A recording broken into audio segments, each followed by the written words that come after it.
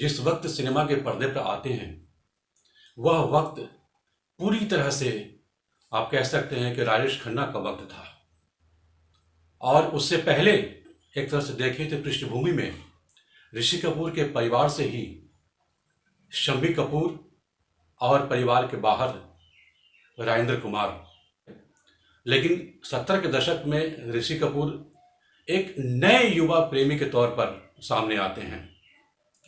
जाहिर सी बात है उनको लॉन्च करने में उनके पिता का ही बड़ा योगदान था। मेरा नाम जोकर में जिस तरीके से देखें तो ऋषि कपूर बिल्कुल ही एक किशोर वय के कलाकार के तौर पर सामने आते हैं और वह किरदार राज कपूर का ही किशोर वय का किरदार था। राज कपूर का वह सपना था मेरा नाम जोकर, लेकिन वह सपना बॉक्स ऑफिस पर बहुत अच्छी तरह से कामयाब नहीं हो सका, साकार नहीं हो सका, जिसके बाद ही उन्होंने बॉबी फिल्म बनाई थी।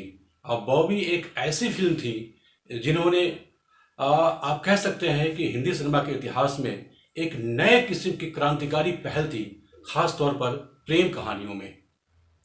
इससे पहले की जितनी भी प्रेम कहानियां होती थी सिल्वर स्क्रीन पर, उनमें ज्यादातर कॉस्ट्यूम ड्रामा होती थी। उस प्रेम कहानी को लोगों को देखकर ऐसा लगा कि जैसे हम अपने समाज के बीच की कोई एक प्रेम कहानी देख रहे हैं, जहां कोई ऊंच नीच का भेदभाव नहीं है, जहां कोई जात पात का भेदभाव नहीं है। वह एक नए किस्म का प्रेम संदेश दे रहा था। बॉबी की सफलता के बाद ऋषि कपूर एक तरह से बिल्कुल एक युवाओं के बीच एक रोल मॉडल बन गए थे कि हमारा नायक एक प्रेमिल नायक, एक जज्बाती नायक, एक बिल्कुल ही ताज़ा चेहरा वाला नायक हमारे सामने आ गया है। हालांकि वह दौर आप सभी जानते हैं कि अमिताभ बच्चन का दौर धीरे धीरे होने लगा था। पूरी तरह से उस समय पर अमिताभ बच्चन का एक तरह से कब्जा हो रहा था। इसके बावजूद ऋषि कपूर कुछ ऐसी फिल्म लेकर आ रहे थे उसी दौर में, बॉबी के बाद भी। उनका खास तौर पर मैं उल्लेख करना चाहूँगा, सरगम जैसी फिल्म देख लीजिए, कर्ज जैसी फिल्म देख लीजिए, लैला मजनू देख लीजिए। और इस तरह के फिल्में जो लेकर आ रहे थे ऋषि कपूर, उन सभी फिल्मों की कहानियों में जो उनका किरदार था एक प्रेमी किरदार था। लैला मजनू का आप ऋषि कपूर देखिए किस तरह से एक सूफी प्रेमी की तरह सामने आते हैं, बिल्कुल फक्कड़ प्रेमी की तरह सामने आते हैं, जिनके सामने दुनिया का कोई भी भौतिक वस्तु बिल्कुल कोई भी मायने नहीं रखती है। उसके लिए केवल एक ही चीज़ मायने रखती है, वह है उसकी प्रेमिका लैला। तो लैला और मजनू में अगर आप ऋषि कपूर को देखिए तो मुझे नहीं लगता कि शायद उसके बाद, लैला मजनू के बाद, किसी भी एक्टर ने मजनू के उस किरदार को उस अंदाज में, उस बेफिक्री, उस बेलौस तरीके से जिया है। उसके बाद के दौर को और देखिए, आप चांदनी देखिए, नगीना देखिए, आप सागर देखिए, ऐसी कई फिल्मों में आप देखिए ऋषि कपूर का जो किरदार है वह प्रेम का संदेश देता है युवाओं के बीच, एक नया सौंदर्य बोध कराता है युवाओं में, आधुनिकता का बोध कराता है। हम प्रेम रोग को देख लीजिए, वहाँ भी एक तरह का जिस तरह का प्रेमी है ऋषि कपूर, वहाँ पर वह प्रेम समाज में एक नई पहल देता है। वह प्रेम जहाँ जिस तरीके से पद्मिनी कोल्हापुरी के साथ जिस अवस्था में, उम्र की जिस अवस्था में, हालात की जिस अवस्था में प्रेम होता है, वहाँ पर ऋषि कपूर का जो संघर्ष और त्याग है, अपना जो बलिदान है, वह समाज को एक नया संदेश देता है। ऋषि कपूर खुद भी मान चुके हैं कि उनको लोग लवर बॉय मानते थे, क्योंकि उनकी फिल्मों की कहानियाँ ही कुछ इस तरीके से लिखी जाती थी, उनका किरदार ही कुछ इस तरीके से तैयार किया जाता था कि वो लवर बॉय के तौर पर ज़्यादा फिट बैठते थे।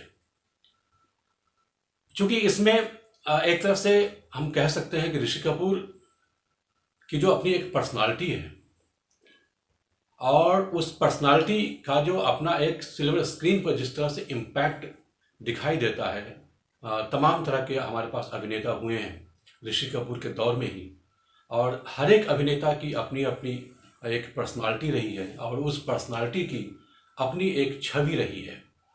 तो ऋषि कपूर को ज़्यादातर उस तरह की फिल्में मिलती थी, उस तरह के किरदार मिलते भी थे जो कि लवर बॉय कहे जाते थे उस ज़माने में।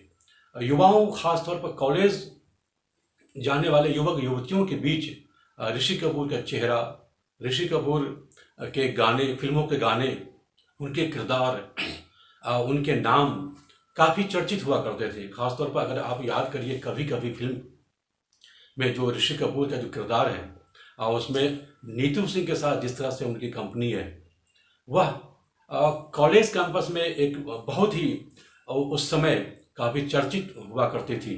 तो आप अमिताभ बच्चन के साथ जो उनकी फिल्में हैं, आप अमर अकबर अंथोनी को ले लीजिए, या फिर नसीब को देखिए, या फिर उनकी एक और फिल्म है कुली, जिसमें अमिताभ बच्चन के साथ उनकी अपनी एक केमिस्ट्री है, लंबू जी टिंगू जी, गाना कितना मशहूर हुआ था उस ज़माने में।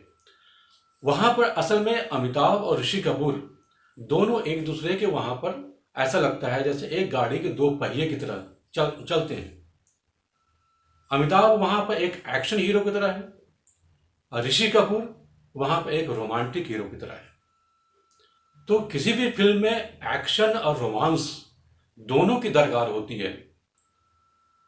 तो इस तरह से अमिताभ के साथ ऋषि कपूर की अपनी कंपनी बनी। लवर बॉय की छवि उन्होंने आगे चलकर तोड़ी है कुछ फिल्मों में, कई सारी फिल्मों में उन्होंने ये छवि तोड़ी है।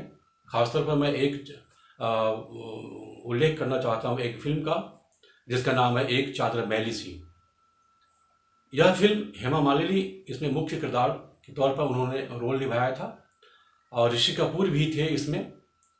और यह फिल्म बहुत ही एक तरह से मेन स्ट्रीम सिनेमा से बिल्कुल ही लीक से हटकर थी और इसमें लवर बॉय वाली छवि ऋषि कपूर की एक तरह से टूटती है। वह बहुत ही एक सामाजिक किस्म की फिल्म थी।